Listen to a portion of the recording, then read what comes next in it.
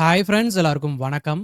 இந்த வீடியோல நாம விர்ச்சுவல் பாக்ஸ் சாஃப்ட்வேரை யூஸ் பண்ணி விர்ச்சுவல் மிஷின்ல எப்படி கேலி லினக்ஸ் ஓஎஸை இன்ஸ்டால் பண்ணி யூஸ் பண்றது அப்படின்னா இந்த வீடியோல நம்ம டீடைலா வந்து பார்க்க போறோம். வீடியோவை ஃபர்ஸ்ட்ல இருந்து லாஸ்ட் வரைக்கும் ஃபுல்லா ஸ்கிப் பண்ணாம பாருங்க.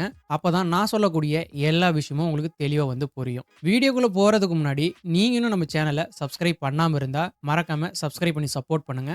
வாங்க வீடியோக்குள்ள போகலாம். ஃபர்ஸ்ட் உங்களுடைய லேப்டாப் அல்லது டெஸ்க்டாப் பிசில ஆரக்கிள் விர்ச்சுவல் பாக்ஸ் சாஃப்ட்வேரை டவுன்லோட் பண்ணி இன்ஸ்டால் பண்ணிக்கங்க. நான் ஆல்ரெடி இன்ஸ்டால் பண்ணி வச்சிருக்கேன். நான் இந்த சாஃப்ட்வேரை ஓப்பன் பண்ணி காட்டுறேன் பாருங்க. ஆரக்கிள் விர்ச்சுவல் பாக்ஸ் மேனேஜர் அப்படின்னு சொல்லிட்டு இந்த மாதிரி சாஃப்ட்வேர் வந்து ஓப்பன் ஆகும். இந்த விர்ச்சுவல் பாக்ஸ் சாஃப்ட்வேரை எப்படி டவுன்லோட் பண்ணி உங்களுடைய பிசில இன்ஸ்டால் பண்றதுன்னு தெரியல அப்படின்னா ஆல்ரெடி நம்ம சேனல்ல வீடியோ வந்து போட்டிருக்கோம் இதுக்காக. அந்த வீடியோவை செக் பண்ணி பார்த்துட்டு நீங்க உங்களுடைய பிசில விர்ச்சுவல் பாக்ஸ் சாஃப்ட்வேரை இன்ஸ்டால் பண்ணிக்கங்க. அடுத்து ரெண்டாவதா நம்ம கிட்ட நாம இன்ஸ்டால் பண்ண போற கேலி லினக்ஸ் ஓஎஸ்க்கான ஐஎஸ்ஓ ஃபார்மேட் ஃபைல் வந்து நமக்கு வேணும். அதை டவுன்லோட் பண்ணி வச்சுக்கோங்க. நான் ஆல்ரெடி டவுன்லோட் பண்ணி வச்சிருக்கேன். இந்த கேலி லினக்ஸ் ஓஎஸ்க்கான ஐஎஸ்ஓ ஃபார்மேட் ஃபைலை எப்படி டவுன்லோட் பண்றதுன்னு தெரியல அப்படின்னா நம்ம சேனல்ல அதுக்கும் வீடியோ வந்து போட்டிருக்கோம். நீங்க செக் பண்ணி பார்த்து இந்த கேலி லினக்ஸ் ஓஎஸ்க்கான ஐஎஸ்ஓ ஃபைலை டவுன்லோட் பண்ணிக்கோங்க. இப்போ வாங்க எப்படி விர்ச்சுவல் பாக்ஸில் நாம விர்ச்சுவல் மிஷின் கிரியேட் பண்ணி அதில் கேலி லினக்ஸ் ஓஎஸை இன்ஸ்டால் பண்ணுறது அப்படின்னு பார்க்கலாம். உங்கள் சிஸ்டத்தில் இருக்கக்கூடிய ஆரக்கிள் விர்ச்சுவல் பாக்ஸ் மேனேஜர் வந்து ஓப்பன் பண்ணிக்கோங்க. ஓப்பன் பண்ணிட்டு நியூ அப்படின்ற ஒரு ஆப்ஷன் வந்து இருக்கும். இந்த ஆப்ஷன் வந்து கிளிக் பண்ணிக்கோங்க. நாம இப்போ நமக்கான ஒரு புது விர்ச்சுவல் மிஷின் வந்து கிரியேட் பண்ண போறோம் விர்ச்சுவல் பாக்ஸ் சாஃப்ட்வேரை யூஸ் பண்ணி.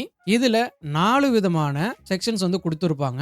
ஒவ்வொரு செக்ஷனுக்குள்ளேயும் நாம மேனுவலா நிறைய விஷயங்களை இப்போ செட் பண்ண போறோம். ஃபர்ஸ்ட் செக்ஷன்ல விஎம் நேம் அப்படின்னு கொடுத்துருப்பாங்க. நாம கிரியேட் பண்ண போற விர்ச்சுவல் மிஷினுக்கு என்ன பேர் வேணுமோ அதை இந்த இடத்துல கொடுக்கணும். நீங்க உங்களுக்கு என்ன நேம் வேணுமோ அதை கொடுத்துக்கங்க. நான் கேலி லினக்ஸ் அப்படின்னு கொடுத்துக்கிறேன். நீங்க கொடுக்கக்கூடிய பேர்ல ஸ்பேஸ் வந்து நடுவில் இருக்கக்கூடாது. அதுக்கு பதிலாக ஹைஃபன் யூஸ் பண்ணுங்க, இல்லை அண்டர்ஸ்கோர் யூஸ் பண்ணுங்க. அது ரொம்ப முக்கியம், கரெக்டாக பார்த்துக்கங்க.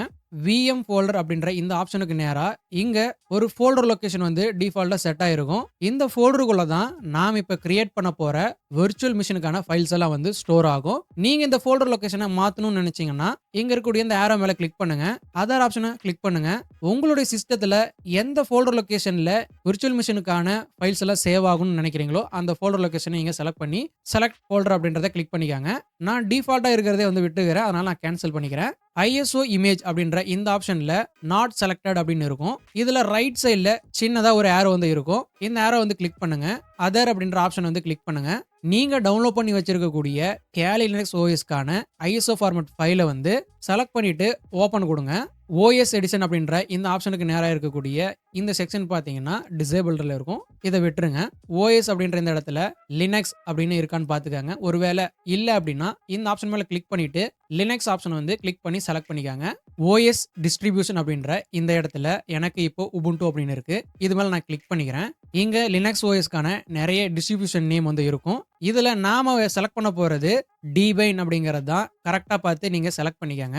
ஓஎஸ் வெர்ஷன் அப்படின்ற இந்த இடத்துல எனக்கு டிபைன் 64 பிட் அப்படின்னு இருக்கு. எனக்கு தேவையான ஆப்ஷனும் இதுதான். ஒருவேளை இந்த இடத்துல உங்களுக்கு வேற ஆப்ஷன் வந்து இருந்துச்சு அப்படின்னா இந்த ஆப்ஷன் மேல கிளிக் பண்ணிட்டு நீங்க டிபைன் 64 பிட் அப்படின்ற ஆப்ஷன் வந்து செலக்ட் பண்ணிக்கங்க. ஃபர்ஸ்ட் செக்ஷன்ல நாம பண்ண வேண்டிய சேஞ்சஸ் எல்லாம் பண்ணிட்டோம். ரெண்டாவது செக்ஷனுக்கு வந்து போகலாம். இந்த செக்ஷன்ல நாம ஏதாவது சேஞ்சஸ் பண்ணணுமான்னு கேட்டீங்கன்னா எதுவுமே இல்லை. ரெண்டாவது செக்ஷன் பாத்தீங்கன்னா அப்படியே விட்டுருங்க. மூணாவது செக்ஷனுக்கு வந்து போய்க்கலாம். ஃபர்ஸ்ட் பேஸ் மெமரி அப்படின்ற ஆப்ஷன் இருக்கும். இந்த பேஸ் மெமரி தான் ரேம் மெமரி. நாம இப்ப கிரியேட் பண்ண போற விர்ச்சுவல் மிஷினுக்குள்ள எவ்வளவு ரேம் இருக்கணும் அப்படின்றத இந்த இடத்துல நம்ம வேல்யூ வந்து செட் பண்ணிக்க முடியும். இங்க ஒரு ஸ்லைட் பார் வந்து இருக்கும். இந்த பாரை யூஸ் பண்ணி நீங்க மூவ் பண்ணீங்கன்னா உங்க தேவைக்கு ஏற்ற மாதிரி ரேமோட வேல்யூ வந்து செலக்ட் ஆகும். இல்ல அப்படின்னா இங்க மேனுவலாவும் நீங்க என்டர் பண்ணிக்க முடியும். இங்க கீழே பாருங்க, கிரீன் கலர் ஏரியா வந்து ஒரு குறிப்பிட்ட அளவுக்கு இருக்கும். அதுக்கப்புறம் ரெட் கலர் ஏரியா வந்து இருக்கும். நீங்க செலக்ட் பண்ண போற ரேம் சைஸ் பாத்தீங்கன்னா இந்த கிரீன் கலர் ஏரியாக்குள்ள இருக்கக்கூடிய வேல்யூ பார்த்து செலக்ட் பண்ணுங்க. மினிமமா 2 GB ரேம் வந்து கண்டிப்பா கொடுக்கணும். அதுக்கு மேல உங்களுக்கு எவ்வளவு வேணுமோ நீங்க கொடுத்துக்கலாம். நான் ஒரு அப்ராக்சிமேட்டா 7 GB இருக்கிற மாதிரி கொடுத்துருக்கேன். 7000 அப்படின்னா 7 GB அப்படின்ற கணக்கில் நான் கொடுத்துருக்கேன். உங்க தேவைக்கு ஏற்ற மாதிரி நீங்க ரேம் வேல்யூ வந்து செலக்ட் பண்ணிக்கோங்க. அடுத்து கீழே நம்பர் ஆஃப் சிபியூஸ் அப்படின்ற ஆப்ஷன் இருக்கும். இதுல கிரியேட் பண்ண போற விர்ச்சுவல் மிஷினுக்கு எவ்வளவு சிபியூ வந்து அலோகேட் பண்ண போறோமோ அதை இங்க செலக்ட் பண்ணணும். நான் 4 சிபியூ கவுண்ட் வந்து செலக்ட் பண்ணிக்கிறேன். முன்ன சொன்ன மாதிரி தான் நீங்க செலக்ட் பண்ணிருக்கக்கூடிய வேல்யூ இந்த கிரீன் கலர் ஏரியாக்குள்ள தான் இருக்கணும். ரெட் கலர் ஏரியாக்குள்ள போகக்கூடாது. ரெட் கலர் ஏரியாக்குள்ள நீங்க செலக்ட் பண்ணீங்க அப்படின்னா உங்களுடைய விர்ச்சுவல் மிஷின் ப்ராப்பரா ஒர்க் ஆகாது. ஹேங் ஆகும், ஃப்ரீஸ் ஆகும். இந்த மாதிரியான ப்ராப்ளம்லாம் வரும். அதனால நீங்க செலக்ட் பண்ணக்கூடிய வேல்யூ கிரீன் கலர் ஏரியாக்குள்ள இருக்கிற மாரி பார்த்துக்கங்க.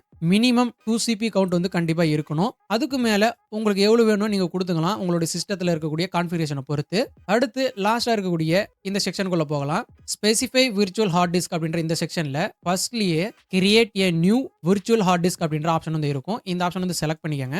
டிஸ்க் சைஸ்ல நாம இப்ப கிரியேட் பண்ண போற விர்ச்சுவல் மிஷினுக்குள்ள ஹார்ட் டிஸ்க் அப்படின்ற ஒண்ணு தேவை. அந்த ஹார்ட் டிஸ்க்குக்கான சைஸ் எவ்வளவு இருக்கணுமோ அதை இந்த இடத்துல நம்ம செலக்ட் பண்ணணும். மினிமம் ஒரு 80 ஜிபி ஸ்டோரேஜ் இருக்கிற மாதிரி கொடுங்க. அதுக்கு மேல எவ்வளவு வேணாலும் நீங்க கொடுத்துக்கலாம், உங்க விருப்பம். நான் இந்த வீடியோல 200 ஜிபி வந்து கொடுக்குறேன். இங்க இருக்கக்கூடிய இந்த 4 செக்ஷன்லயும் நமக்கு தேவையான டீடைல்ஸை என்டர் பண்ணிக்கிட்டோம். அதே போல சேஞ்ச் பண்ண வேண்டிய செட்டிங்ஸ் எல்லாம் சேஞ்ச் பண்ணிக்கிட்டோம். கீழே ஃபினிஷ் அப்படின்ற ஆப்ஷன் இருக்கும். இந்த ஆப்ஷன் வந்து கிளிக் பண்ணிக்கங்க. ஆரக்கிள் விர்ச்சுவல் பாக்ஸ் மேனேஜர்ல நாம இப்ப கிரியேட் பண்ண விர்ச்சுவல் மிஷின் வந்து ஆட் ஆயிருச்சு. இப்போ நம்ம ஜஸ்ட் விர்ச்சுவல் மிஷின் மட்டும் தான் நம்ம கிரியேட் பண்ணியிருக்கோம். இனிமே தான் நாம கேலினெக்ஸ் OS இந்த விர்ச்சுவல் மிஷினுக்குள்ள நம்ம இன்ஸ்டால் பண்ண போறோம். நாம இங்க கிரியேட் பண்ணியிருக்கக்கூடிய கேலினெக்ஸ் அப்படின்ற விர்ச்சுவல் மிஷினை கிளிக் பண்ணிக்கங்க. மேல செட்டிங்ஸ் அப்படின்ற ஆப்ஷன் வந்து இருக்கும். இந்த ஆப்ஷன் வந்து கிளிக் பண்ணுங்க. நாம இப்ப கிரியேட் பண்ண விர்ச்சுவல் மிஷினுக்கான செட்டிங்ஸ்க்கான செக்ஷன் இது. இதுல பேசிக், எக்ஸ்பர்ட் அப்படின்ற 2 ஆப்ஷன் இருக்கும். எக்ஸ்பர்ட் ஆப்ஷன் வந்து கிளிக் பண்ணிக்கங்க. இதுல டிஸ்ப்ளே அப்படின்ற ஆப்ஷன் இருக்கும். இந்த ஆப்ஷன் வந்து கிளிக் பண்ணுங்க. ரைட் சைடுல ஸ்கிரீன் அப்படின்ற ஒரு டேப் இருக்கும். இந்த டேபை கிளிக் பண்ணிட்டு உள்ள போனீங்கன்னா வீடியோ மெமரி அப்படின்ற ஆப்ஷன் வந்து ஃபர்ஸ்ட்லயே இருக்கும்.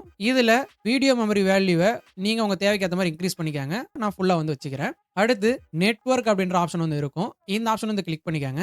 அடாப்டர் 1 அப்படின்னு சொல்லிட்டு ரைட் சைடுல ஒரு டேப் வந்திருக்கும். இந்த டேபை கிளிக் பண்ணி உள்ள வந்தீங்கன்னா அட்டாச்டு டு அப்படின்னு சொல்லிட்டு நேட் அப்படின்னு கொடுத்துருப்பாங்க. இந்த ஆப்ஷன் மேல கிளிக் பண்ணீங்கன்னா இந்த மாதிரி நிறைய ஆப்ஷன் வந்து உங்களுக்கு ஷோ ஆகும். இதுல பிரிட்ஜ்டு அடாப்டர் அப்படின்ற இந்த ஆப்ஷன் வந்து செலக்ட் பண்ணிக்கங்க. கீழே இருக்கக்கூடிய ஓகே அப்படின்ற ஆப்ஷன் வந்து கிளிக் பண்ணிக்கங்க. இப்ப மேல இருக்கக்கூடிய இந்த ஸ்டார்ட் ஆப்ஷன் வந்து கிளிக் பண்ணுங்க. பவரிங் விஎம் அப்படின்னு சொல்லிட்டு விர்ச்சுவல் மிஷின் பார்த்தீங்கன்னா ஆன் ஆகும். இதுதான் நமக்கான விர்ச்சுவல் மிஷின். சைடில் இந்த மாதிரி ஏதாவது நோட்டிஃபிகேஷன் வந்துச்சு அப்படின்னா அதை க்ளோஸ் பண்ணிக்கோங்க. இந்த மாதிரி Kali Linuxக்கான பூட் மெனு வந்து ஓப்பன் ஆகும். இதில் நிறைய ஆப்ஷன் வந்து கொடுத்துருப்பாங்க. நாம Kali Linux OS விர்ச்சுவல் மிஷின்குள்ள இன்ஸ்டால் பண்ண போகிறோம். அதுக்கு ஃபர்ஸ்ட்டாக இருக்கக்கூடிய கிராஃபிக்கல் இன்ஸ்டால் அப்படின்ற இந்த ஆப்ஷன் வந்து செலக்ட் பண்ணிக்கோங்க. என்டர் கொடுங்க. நான் பேக்ரவுண்டில் இருக்கக்கூடியதை மினிமைஸ் பண்ணிக்கிறேன். செலக்ட் லாங்குவேஜ் அப்படின்ற இந்த இடத்துல இங்கிலீஷ் பார்த்தீங்கன்னா டிஃபால்ட்டாக இருக்கும். ஒருவேளை வேற லாங்குவேஜ் செலக்ட் ஆயிருந்துச்சு அப்படின்னா இங்கிலீஷ் அப்படின்ற லாங்குவேஜை நீங்கள் செலக்ட் பண்ணிக்கோங்க. செலக்ட் பண்ணதுக்கப்புறம் கீழே இருக்கக்கூடிய கண்டினியூ ஆப்ஷன் வந்து கிளிக் பண்ணுங்க.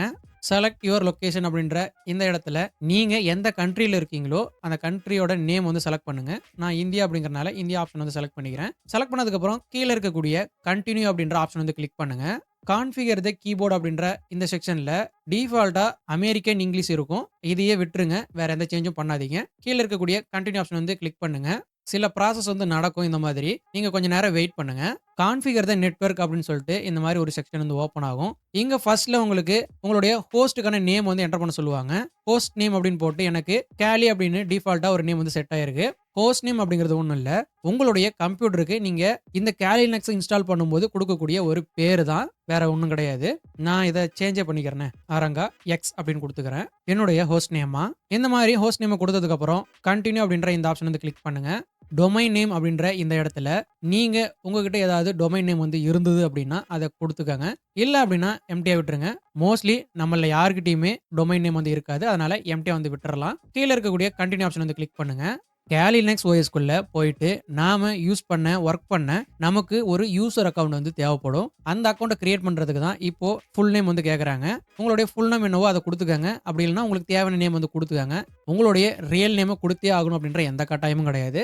நான் வந்து அரங்கா ஓஜி அப்படின்னு கொடுத்துக்கிறேன். இந்த மாதிரி நீங்க ஃபுல் நேம் வந்து கொடுத்துக்கங்க. கொடுத்துட்டு கண்டினியூ அப்படின்ற ஆப்ஷன் வந்து கிளிக் பண்ணுங்க. User name for your account அப்படின்னு சொல்லிட்டு கீழே எனக்கு அரங்கா அப்படின்னு காட்டுது. இங்க சஜஷன் பண்ணக்கூடிய நேம் பார்த்தீங்கன்னா நான் ஆல்ரெடி ஃபுல் நேம் கொடுத்தேன் இல்லையா, அதுல இருந்து தான் எடுத்து எனக்கு இங்க சஜஷனா காட்டுது அரங்கா அப்படின்னு. நீங்க என்ன பேர் கொடுத்தீங்களோ அதுக்கேற்ற மாதிரி உங்களுக்கு இங்க காட்டும். இங்க இருக்கக்கூடிய இந்த பேரு உங்களுடைய யூசர் அக்கௌண்ட்டுக்கு ஓகே அப்படின்னா விட்டுருங்க. மாத்தணும்னு நினைச்சீங்கன்னா நீங்க மாத்திக்கலாம். நான் ஏஓஜி அப்படின்னு மாத்திக்கிறேன். இந்த மாதிரி யூசர் நேம் வந்து செட் பண்ணிக்கோங்க. செட் பண்ணதுக்கு அப்புறம் கீழே கண்டினியூ அப்படின்ற ஆப்ஷன் வந்து இருக்கும். இந்த ஆப்ஷன் வந்து கிளிக் பண்ணுங்க.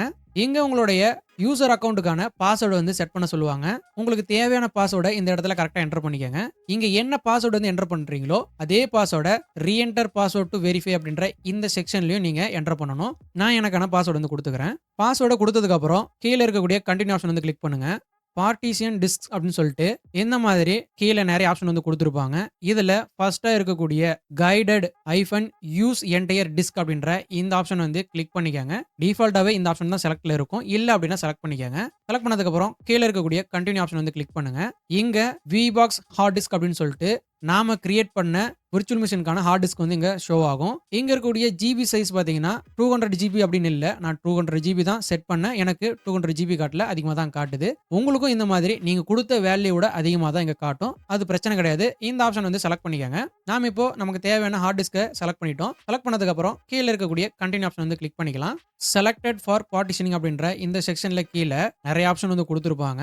இதுல ஃபர்ஸ்டா இருக்கக்கூடிய all files in one partition பிராக்கெட்ல ரெக்கமெண்டட் ஃபார் நியூ யூசர்ஸ் அப்படின்னு தெளிவாகவே மென்ஷன் பண்ணியிருப்பாங்க.